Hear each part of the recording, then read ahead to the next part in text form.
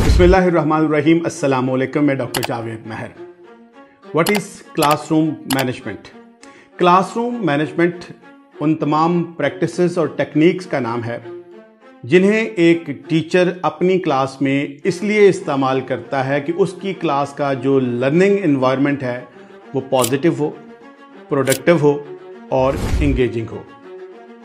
एक क्लास को इंगेजिंग बनाने के लिए और लर्निंग एनवायरनमेंट को सेफ, हेल्दी और प्रोडक्टिव बनाने के लिए टीचर के लिए ज़रूरी है कि वो तमाम जो एक्सपेक्टेशंस वो स्टूडेंट्स के साथ रखता है, वो रूटीन्स और प्रोसीजर्स उनको ऑप्टिमाइज करे, उनको बेहतरीन तरीके से इस्टेब्लिश करे ताकि उस क्लास में कम से कम डिस्ट्रप्शंस हों, डिसिप्लिन के मसाइल कम से कम हों। अब बात करेंगे कि क्लासरूम मैनेजमेंट में जो डिसिप्लिन के मसाइल पैदा क्यों होते हैं, वो कौन सी रीजंस हैं जिनकी वजह से डिसिप्लिन के मसाइल पैदा होते हैं।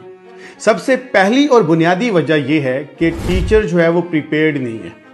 टीचर ने अपना सबक तैयार ही नहीं किया, उसने अपना लेसन प्लान, उस लेसन प्लान के अंदर जो तमाम एक्टिविटीज़ का होना ज़रूरी है, जो उस क्लासरूम को इंगेजिंग बनाती है, इंटरेक्टिव बनाती है, वो नहीं है।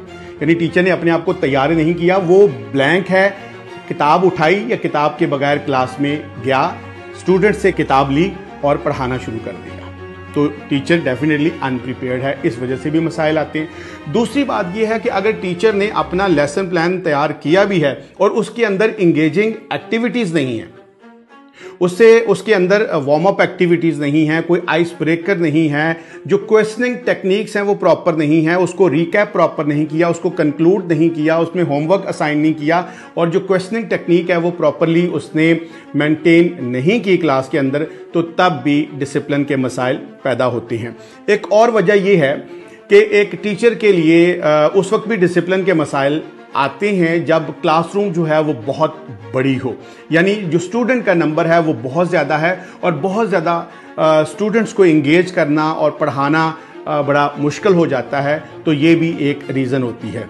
एक और रीज़न ये है कि स्टूडेंट्स और टीचर के बीच में जो कनेक्शन है, जो बॉन्ड है, वो बहुत वीक है। स्टूडेंट्स जो है वो टीचर को सुनना नहीं चाहते, पसंद नहीं करते।